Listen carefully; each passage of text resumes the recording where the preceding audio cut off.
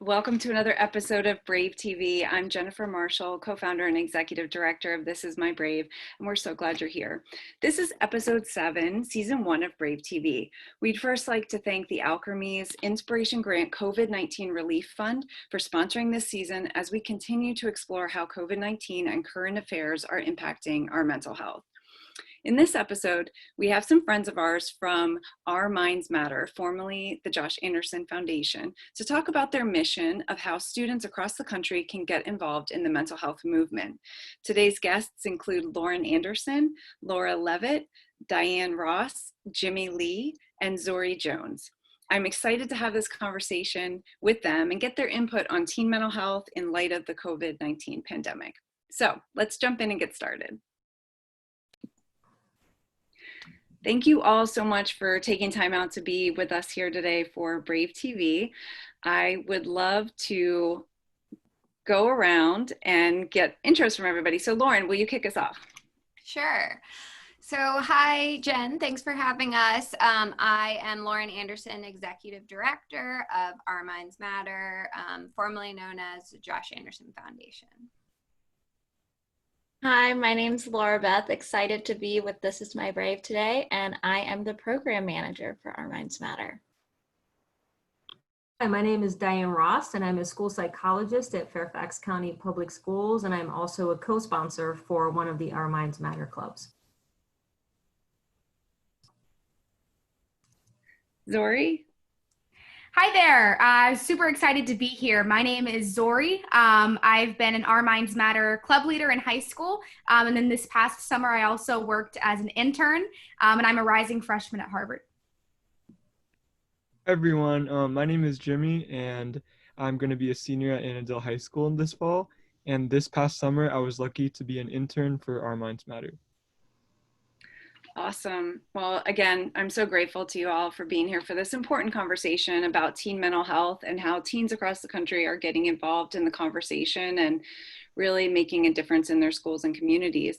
So first, I'd love to have Lauren give us a little background on Our Minds Matter, how the organization got started, and why you created it. Yeah. So as I mentioned, the organization was initially called the Josh Anderson Foundation.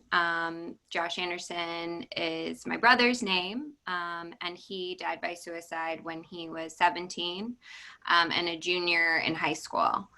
And what our family basically, realized is that there was a need locally for students to feel supported and honestly empowered to talk about mental health. There was a lot of stigma around mental health and struggling with issues that, are really obstacles to seeking help and getting help. And it is possible to, have mental health disorders, and not saying that it goes away, like a cold goes away, but that it's possible to get help and support and live a productive and healthy and joyful life. And so our family decided to launch the Josh Anderson Foundation, which is now officially named Our Minds Matter, which is after our signature program. And you've built this signature program that has been extremely successful, and it's grown not only in the Washington, D.C. metro area, but has taken off, and clubs have been started across the U.S. So that's so exciting. For you guys, I know it was initially started in schools with students, student-led, with the support of an advisor. How did the pandemic affect how you operate the clubs? Laura, maybe Laura Beth, if you want to take that one. Yeah, so it really impacted our whole delivery model. We have students like Zoree and Jimmy delivering the curriculum at their schools. And when the pandemic hit and kids were out of school, we're like, what are we going to do? We knew we still had to impact teens' mental health, but we had to figure out a different way to do that. And so as we were thinking about it, we knew that we couldn't put the burden, I think, back on the students with the reality that they were adjusting to. So we decided to create these sessions called Wellness Wednesday that we started in March and held them to focus on coping skills, to focus on building resiliency, and most importantly, I think giving students a safe place to connect with one another, because that's what we were hearing from our students, that that's what they missed most about school, not the academics, but actually being with their friends, connecting with one another. So yeah, I don't know, Lauren, if you have anything you want to add to how we've been adjusting.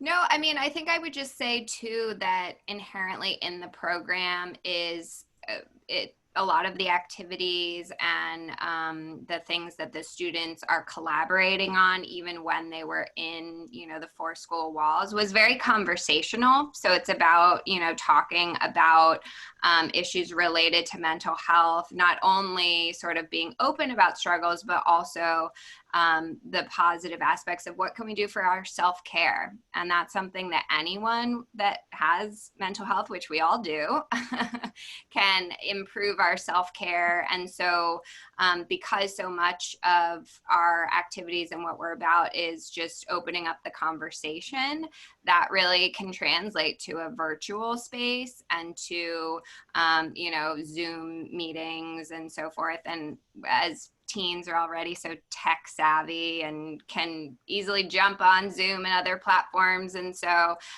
we really encouraged the students to even continue to hold virtual meetings with their membership, still run social media campaigns, and all of that can happen, regardless of being in school, but also can work during distance learning. Yeah, oh, go ahead, Diane. That's okay. I was just going to jump in and add from a school-based profession, like from a school-based person.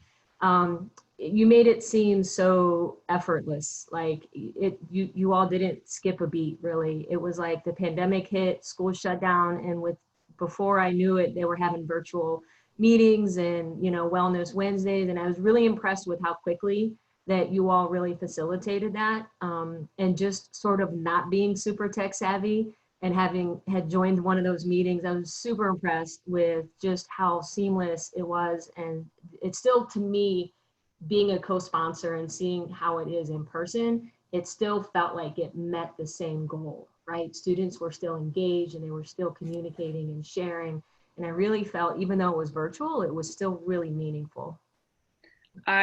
Was going to say exactly the same thing. I've been privileged to be able to sit in on some of the Our Minds Matter Wellness Wednesday meetings, and I learned something every single time. Yeah. And they just have been so helpful during this time when adults are struggling too. And we all need that support and the encouragement of staying positive and focusing on self-care. And I just so appreciate what you guys do.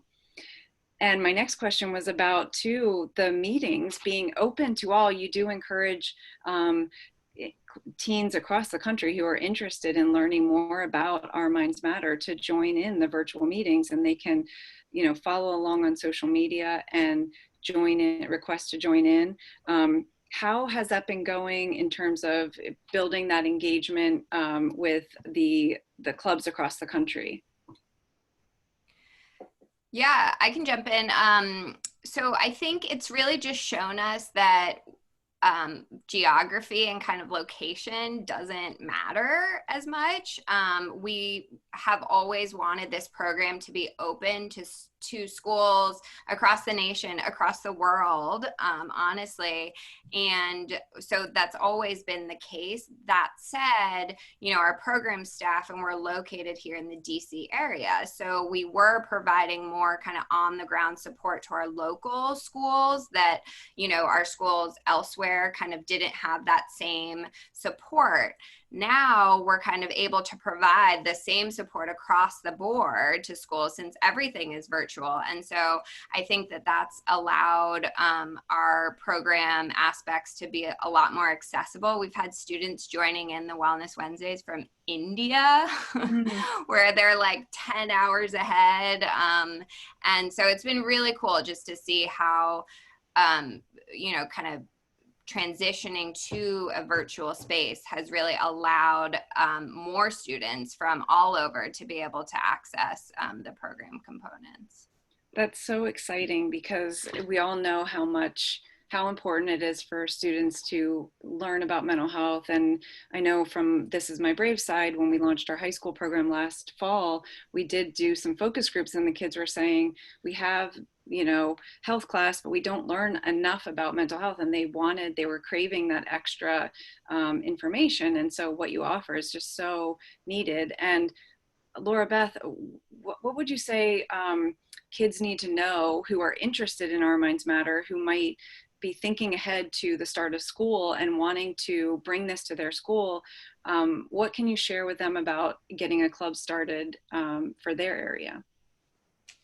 That we have so many materials and resources that have been adapted so you can take your club digitally. A lot of that is thanks to our interns that are on the call with us today, but really making sure that what we're developing too is going to be relevant to the school year that they're starting. Because we can't jump into this school year thinking it's going to be just like all of the other ones. And so I think that we're ready. We've been planning for this and have a lot of great resources that clubs can use. And thanks to the pandemic, we're able to better support our clubs nationwide and have private office hours with us. And we're here to support you every step of the way, myself and our other program coordinator who's not on today, that we will make sure that you feel equipped to take your club digital, half in person, whatever the combination is, that you guys can do it, and we're here to support. It's amazing and so needed. And whatever the school year has in store, no matter whether you're hybrid or you're going to be going to back 100% distance, that you guys have those options, which is incredible. Diane, I wanted to bring you in and have you share from the school psychologist point of view, how has it been adjusting to keeping a tab on students' mental health in this distance learning environment? Yeah, it's a great question. We're certainly having very robust conversations about how to best support our students' mental health during the distance learning. They're ongoing conversations, and we recognize the importance of collaborating with our colleagues more now than ever. I think it's really important to really stay connected with our teachers who are on the front line and really helping them to identify any potential risk factors, helping them to be able to recognize when a student might be in emotional or psychological distress, but also paving a way, a real clear path on how to connect that student with an appropriate adult, a clinician, a psychologist, or social worker. I think that's really important. There's been a real push to really bring light to social emotional learning and developing some of that content and those resources so that we can empower teachers to incorporate those elements into the instruction that they're already delivering. And if we can do that in a seamless way, I think that teachers feel a little bit more equipped, and students are also getting some of those social emotional needs met in that way. And teachers are already delivering really excellent content. So we're just trying to develop some resources to kind of slide in there so that they can just integrate those, and then they're delivering, obviously their instruction, but also the social emotional piece as well. So there's been a real push for that. As far as staying connected, it's always a challenge. I mean, we try to continue to reach out, virtually with our students. Keeping appointments is no different than in real life. You hit traffic and obstacles come up. So it's somewhat similar with it. I'd like to see a little bit more consistency with that. I think that's one of our goals, is to continue to be able to connect with our individual students in a way that we did when we were in person. So it continues to be a major goal for us. That's great, especially the social emotional components of learning. It's something I think all kids need to be equipped with, especially in high school is a good time to practice those skills. And again, the Wellness Wednesday, which is why it's so important, it helps incorporate those. Also, Diane, what would you say are some signs that might be helpful for parents to look out for? Any changes maybe that you could highlight that would be things to look for in their teens that would indicate emotional or like mental distress, that they could help get access to resources for their teen? Sure. Yeah, that's another great question. I mean, we used to say, there was a time when we would say, pay attention to any sudden changes in routine, but we've all had to make these sudden changes in routine. So like our one sort of go-to red flag has become a little bit more murky because we've all had to like make these abrupt changes. And so I think that's question's more relevant now than ever. I know one thing we worry about is social isolation. I mean, our young people, they crave that social connection, and not having that has been a real concern for a lot of us. And so I would just say really trying to ensure that they continue to have that outlet, that they are able to stay connected in some way, appropriately, and with those healthy social connections. I think that's really important. So I would say probably the biggest thing to pay attention to is an increase in that isolation, right? Where they're really not connecting with anyone, or they're not reaching out via text. That's sort of, teenagers tend to go to their friends before they go to an adult. So if they're not reaching out to their friends, that is certainly a concern. I always encourage just frequent check-ins. I think now more than ever, really important to have good communication. And sometimes we need to ask those really hard, more direct questions that we may have kind of steered away from in the past. So asking some of those direct questions, but kind of in line with Wellness Wednesday. I mean, really incorporating those healthy habits into your routine, not waiting until you're overly stressed out to try to figure out what you need to do in that moment, but have those already in your back pocket. Schedule time during the day where it's already sort of part of your day. Okay, every day at 9 o'clock, I might go for a walk, or I might, write in my journal. Those are things that help kind of maintain that structure. But I'd say the biggest concern is really, really extreme changes in behavior, or just really avoiding any type of social connection, even with your family. I think that's a concern to pay attention to. And I would guess that parents, or that school districts, I mean, you're from one school district in particular, but that in general, I would think more and more school districts are trying to put mental health resources top priority on their websites for students dealing with the changes and everything that the pandemic has brought. But anything in particular you would point to as where they would tap in to get that access to care if they needed it? There's certainly online resources. I'd be happy to share a couple after the session. You can post maybe as an addition to this call. But there's text hotlines for students. And Zoree is shaking her head. So I've heard that they're really effective. Students are using them. So the online text numbers, the hotlines are really a great place to start. There's mobile crisis units. A lot of that information is available online. But I would say reach out to your school team. Everyone is really on high alert right now. And I think even if you caught, just someone walking down the hall, they'll make sure that you get connected with, a relevant person who can help. So don't be afraid to reach out to the school team. Great advice. I'd love to turn over to the students now and ask you guys some questions now that we've kind of talked about you guys and your involvement, but really get you guys into the conversation. What would you say, guys? I know obviously all of us have gone through so many challenges with adjusting, but how are you guys staying positive during this difficult time? Who wants to start? I can start if that's okay. Mm-hmm. Cool. So yeah, for me, I think that gratitude has been very important. It's super easy and actually very tempting to sort of ruminate on all the opportunities that have been missed and sort of what you're not able to do. And I do think that it is very important to sort of make space for these emotions, process the disappointment, acknowledging that we're going through a tough time. But I've also sort of personally just started making more of an effort to think about what I do have. And to reflect on what I am grateful for. These can be things like, friends, family, health. And so that's really helped me to sort of cultivate a positive mindset. And then another thing that I've sort of been trying to do has been like finding mini vacations, finding moments of joy, even if it's something that's as simple as listening to a favorite playlist or going outside for a few minutes. This has really sort of helped to build in more positivity and self-care into my daily routine, as I think we've sort of mentioned earlier. I love those tips, Zoree. Thank you for sharing. Jimmy, what would you say? What's keeping you positive these days? Yeah, I really agree with Zori. I think what she said about like mini vacations, I think I'm gonna try to implement those into my life as well.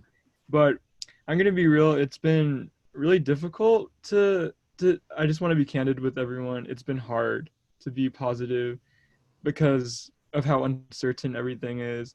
And especially with like my senior year in the air, I don't really know what's happening. But I think that in the beginning, when this all started, something that helped me so much was the support that Our Minds Matter was giving out through those Wellness Wednesdays.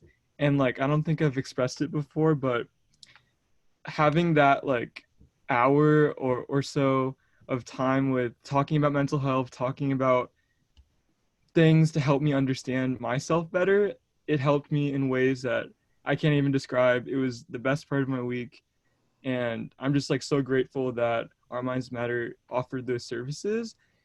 But in terms of how I'm staying positive now, I would say that I'm just trying to focus on what I can control, because given like the circumstances, there's so much that we can't control. But I've been trying to take like a independence and like autonomy in my own life and see what I can do to be happy and to take care of myself. I love those tips, Jimmy, because you're right. I mean, a global pandemic is kind of a little bit outside of all of our, individual control. So recognizing that, I think, is a really important step in powering through this time we're all facing. Zoree, I know you have your freshman year of college coming up. How are you feeling about things? And am I correct? I thought I read somewhere, is Harvard virtual this fall or? Yeah. So just talk about an adjustment. So what Harvard's doing is they're doing fully virtual teaching. So all classes are going to be remote, but they did extend for the fall semester the opportunity for some freshmen to return to campus just to sort of live on campus and have that sort of in-person social opportunity. I actually chose to do the semester from home. So what you're looking at is my classroom, my dorm room, pretty much everything in one. And it's I think, to go back to Jimmy's point, I mean, you have to be honest in that it's challenging. This is not at all how I imagined starting college, starting these classes. It's not what you sort of envision when you're applying. But I think that sort of leaning into those social networks, so many students and future classmates are going through the exact same thing. And connecting, with at home networks, right? Friends, Our Minds Matter has really helped me to process this substantial change. Yeah, I was gonna put one more question out to Jimmy on what Zoree was saying about, accepting what it is and adjusting. Would you say you gained any like tips on how to successfully navigate distance learning through the spring? How you adjusted? Anything you'd offer as pieces of advice for students going back in the fall? I know in the DC area, many, if not all of us, are virtual. Yeah, I don't know if I'm the best person to give advice on distance learning, because I can't say that I was super diligent about it, because I'm just gonna be real. It was really hard to stay motivated and stay engaged. And I know that a lot of us, like if we were already happy with our grades, it was just hard to stare at a laptop and talk about physics. But yeah, if you have any other questions, then I'm happy to answer them, like anything specific. Well, okay, you got me on that, and I appreciate your honesty, because it's challenging for adults just as much as for kids to, I wish we were all in the same room. I'm more of a people person than wanting to, hug everyone afterwards. And, it's quite an adjustment to having to have that 6 feet apart and wearing masks when you're out. But what would you say? I know you've been on many of the Wellness Wednesday meetings. What would you say was your favorite part of those meetings? Or favorite activity you guys have done? Wow, there's so many good things about Wellness Wednesdays. So I'm trying to hone in on one. I've definitely learned a lot, like first of all, but I think my favorite part about that space is that everyone can be vulnerable with each other, and it's just a very comfortable space to be yourself and share as much as you want to. Like, I always feel safe on that Zoom call, like, which I know it sounds weird, but yeah, it's definitely been a safe space for all of us. I completely agree. Like I said, even as an adult joining in, like, I learn something every week. You guys make it so interactive where there is that educational component, but there is an activity of several activities usually, and several opportunities to share if you want to. If you don't, you don't have to. So it's an amazing thing you've created, Lauren, and can't thank you enough for doing this. I feel such a sense of hope as the mother of you know, new middle schooler and, you know, elementary, that these things are growing in popularity and that students are pushing these movements forward. So thank you. I have to thank you all so much for taking time out of your busy days to be with us for this episode of Brave TV. And thank you to Our Minds Matter for being here, for creating this space. We will share information in the links on how to join if you're interested in checking out an Our Minds Matter Wellness Wednesday meeting or potentially starting a club in your area. So this wraps up this week's episode of Brave TV. Please visit the survey link if you were able to join us and give us some quick feedback. We'd really appreciate it. We're going to do a drawing for This Is My Brave t-shirt, and you could be a random winner. Thanks so much for watching. Join us next Sunday, August 23rd for another episode of Brave TV. Thanks, guys. Thank you. Thank you.